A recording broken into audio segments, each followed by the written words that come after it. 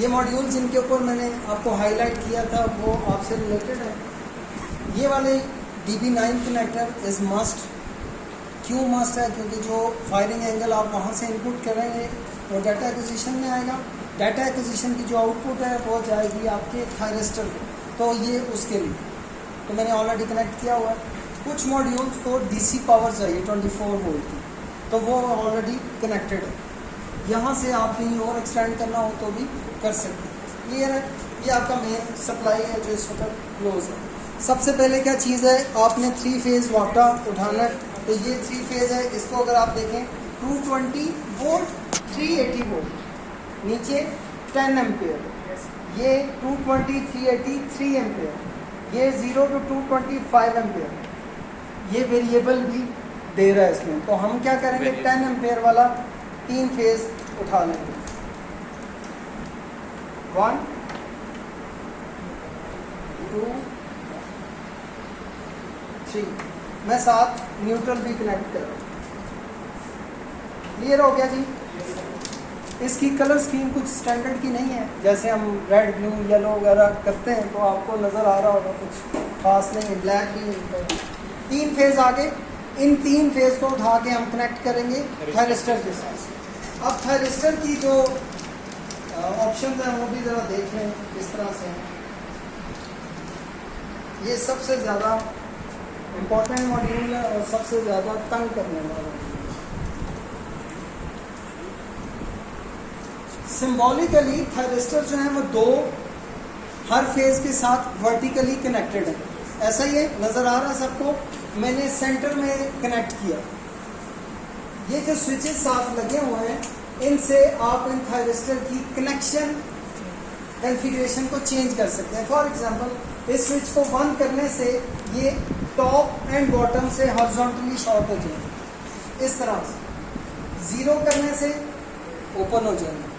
ठीक है, तो हमने इसको क्या करना है, ये ऊपर से भी शॉर्ट हो, ये नीचे से भी शॉर्ट हो, वर्टिकली भी कनेक्टेड हो। तो वर्टिकल कनेक्शन के लिए ये वाला स्विच है। दोनों 1 पे रखा तो इसका मतलब ये कि थायरिस्टर आपस में वर्टिकली भी शॉर्ट है और हॉरिजॉन्टली भी शॉर्ट है टॉप बॉटम से। इनपुट दे दी थायरिस्टर को, यहाँ से 2 टर्मिनल निकलेंगे आउटपुट के DC वोल्टेज फॉर रोटर, एक ऊपर एक नीचे। इन तीनों में से कहीं एक आप लगा सकते। यहाँ से एक मैंने कनेक्ट कर दिया इधर, एक कनेक्ट कर दिया मैंने इधर। ठीक है, रोटर को आपने दे दी इनपुट्स। अब रोटर के साथ क्या लगा हुआ है, स्टेटर। स्टेटर के लिए आपको चाहिए 3 फेज़, तो 3 फेज़ मैंने यहाँ से उठा लिया।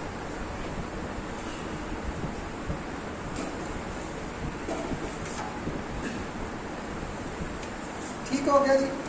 इन 3 फेज़ को मैं उठा के लगाऊंगा कॉन्टैक्टर में। डायरेक्टली लोड्स के साथ हम नहीं लगा रहे, इसको कॉन्टैक्टर के साथ लगा रहे हैं। ये कॉन्टैक्टर है जस्ट लाइक रिले, लेकिन बायलेटरल। आप ऊपर इनपुट देके नीचे से आउटपुट ले लें, या नीचे इनपुट देके ऊपर से आउटपुट, बोथ फेज और ओके। इसको मैं क्या हुआ, फंक्शन इसकी सेफ्टी है आपकी जनरेशन और लोड के सेपरेशन के लिए। ये मैंने कॉन्टैक्टर लगा दिए। अब बेसिकली हमने ये लगाए क्यों है, ताकि हम इसके साथ लोड कनेक्ट कर सकें। तो मैं नीचे से 3 वायर उठाऊंगा फॉर आउटपुट,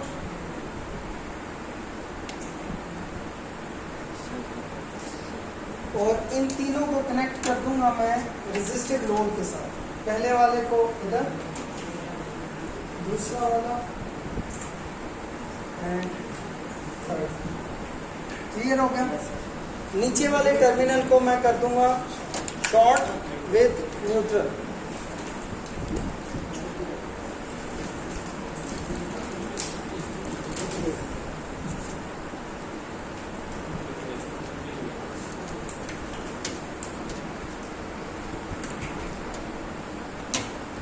ठीक है, और ये न्यूट्रल मैंने पहले से लगा कर रखा था। रेजिस्टिव लोड पूरा हो गया। अब आपने कनेक्ट करना है inductive load.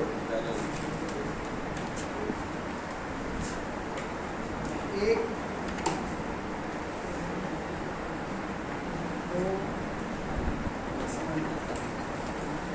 Resistive and inductive load आपस में पैरेलल में है, तो मैं इसी के साथ इसको कनेक्ट कर दूंगा।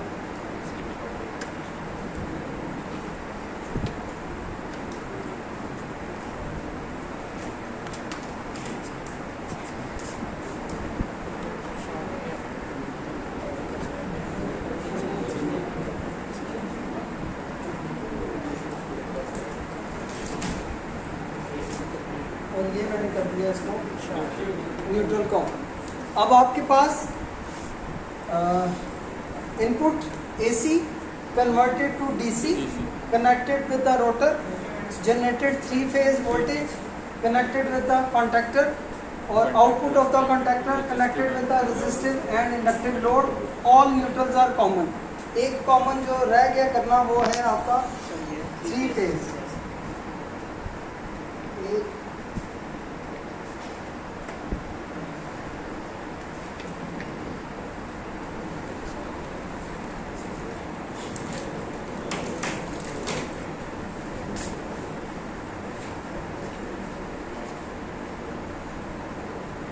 ठीक हो गया जी। अब एक चीज़ रह गई है हमारी कि आपने इस स्विच को कॉन्फ़िगर करना। ये स्विच क्या है बेसिकली कि आप फायरिंग एंगल को इनेबल कर रहे हैं कि आप कंप्यूटर से दें। अगर इस स्विच को मैं 0 करूँगा तो इसका मतलब ये है थ्रू कंप्यूटर। अगर इस स्विच को मैं 1 करूँगा तो मैनुअल, जो भी 120 के ऊपर सेट होता है। तो इसके लिए क्या क्या चीज़ें चाहिए आपको? सबसे पहले तो ये ब्लैक एंड वाइट टर्मिनल है, एक फेज कनेक्ट करना है, कोई भी L1 L2 L3 कोई भी कर दें, जस्ट फॉर एनर्जाइज करने के लिए। मैं L3 करता हूँ। दूसरा आपका न्यूट्रल है, वो भी आपने कर दिया। अब ये रह गया black sorry red and black. Remote control, remote control जो पिन्स हैं इसकी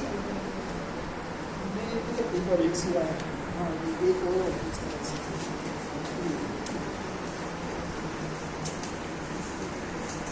डाटा एक्विजिशन के अंदर 2 चीज़ें हैं, डिजिटल आउटपुट्स और डिजिटल ग्राउंड। ठीक है, जो डिजिटल आउटपुट है उसकी पोर्ट नंबर 1 से मैं उठाऊंगा, रेड के साथ कनेक्ट कर दूंगा, और डिजिटल ग्राउंड से उठा के इसके ब्लैक के साथ कनेक्ट। इसका मतलब ये हुआ कि आपने जो वहाँ से फायरिंग एंगल भेजा था एज अ डिजिटल इनपुट, वो वहाँ से यहाँ पे आपने ट्रांसफ़र कर दिया हाई एंड लो पोटेंशियल के साथ। ठीक है, सर्किट हो गया यहाँ पे कंप्लीट। एक चीज़ जो मैंने डेलिब्रेटली छोड़ी है वो है मीटरिंग। आपने डिफरेंट फेजेस के दरमियान में मीटर्स कनेक्ट करने होते हैं। वो कैसे कनेक्ट करने हैं मैं सिंपल बताता हूँ आपको। आपके सर्किट में एक जगह वायरिंग हुई है कि L1 एंड L2 के दरमियान एक मीटर कनेक्ट है E1। ठीक है, इसको रीड कर लें। ये I है करंट मीटर्स और ये वोल्ट मीटर। अब आप कहेंगे कोई स्क्रीन तो नज़र नहीं आ रही, मीटर कैसे आएंगे? ये इसके सारे मीटर अंदर है, सॉफ्टवेयर में आपको नज़र आएंगे। ठीक है, मैं सपोज करता हूँ कि L1 एंड L2 के दरमियान E1 लगा हुआ है। ठीक है, तो मैं क्या करूँगा, ये L1 है और ये आपका L2 है। E1 का एक पॉजिटिव एंड है रेड वाला, एक इसका कॉमन एंड है नेगेटिव एंड जिसे कहते हैं। तो L1 को मैं लगाऊंगा पॉजिटिव पे, L2 को लगाऊंगा मैं नेगेटिव। तो ये आपका वोल्टेज कनेक्ट होगा। जहाँ भी इस तरह की चीज़ आएगी तो आप ऐसे ही कनेक्ट करेंगे। Left to you as an exercise. अब फर्ज करें L1 एंड L2 के दरमियान M मीटर लगा हुआ है। तो M मीटर कैसे लगाते हैं? सीरीज में। I1 यहाँ से जो दूसरी वायर है वो उठाऊंगा और उस टर्मिनल पे कनेक्ट करूंगा जहाँ पे इसने आगे जाके कनेक्ट होना। फर्ज करेंगे रेजिस्टर के साथ, इसके अंदर अर्थ आ रहा है तो ये कनेक्टर को जरा ध्यान से डैमेज। क्लियर है? सीरीज में आपने इस तरह से कनेक्ट करना है मीटर। अब आना है आपने software.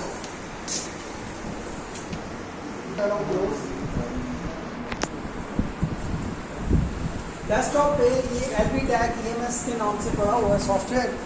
Make sure before opening this software आपके ये जो ग्रीन लाइट्स हैं ये चल रही होनी चाहिए, सप्लाई यहाँ की ऑन होनी चाहिए।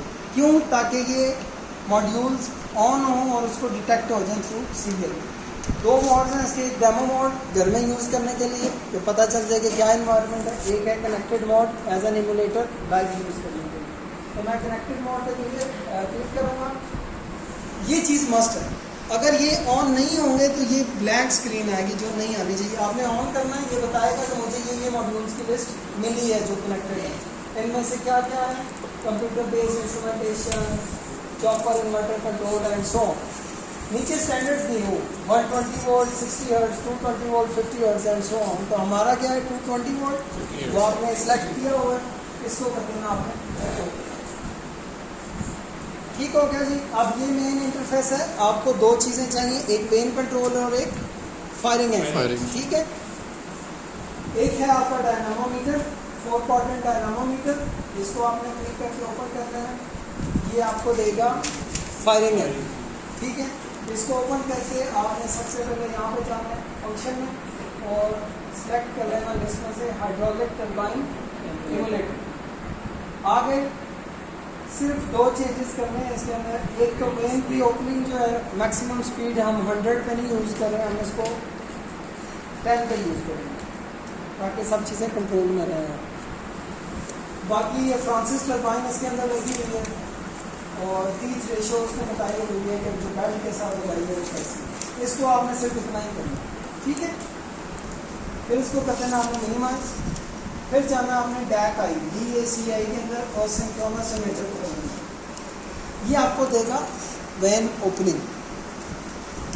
इसमें आके आपने फंक्शन सेलेक्ट करना है, बाय डिफॉल्ट तो वैसे ही सिलेक्ट है, हाइड्रो पावर जनरेटर डेड बस बैलेंस लोड। ये आपने सेलेक्ट करना है, ये ऑलरेडी सिलेक्टेड ही है। इनमें से काफ़ी सारे पैरामीटर चेंज करने होते हैं, लेकिन आपने जो चेंज करना है वो है हाइरेस्टेड बेस्ड फायरिंग कंट्रोल एंगल को ऑटोमेटिक से कर देना है मैनुअल। मैक्सिमम वैल्यू इसकी 120 है, आप इसको 60 से स्टार्ट करना, मिड वैल्यू के साथ स्टार्ट करना, बाद में ऊपर नीचे बस। ठीक हो गया जी। 1500 इसके RPM है, ये भी ठीक है, और ये आउटपुट रिले नॉर्मल रहनी चाहिए। Once it is all connected तो आपने क्या करना है, सबसे पहले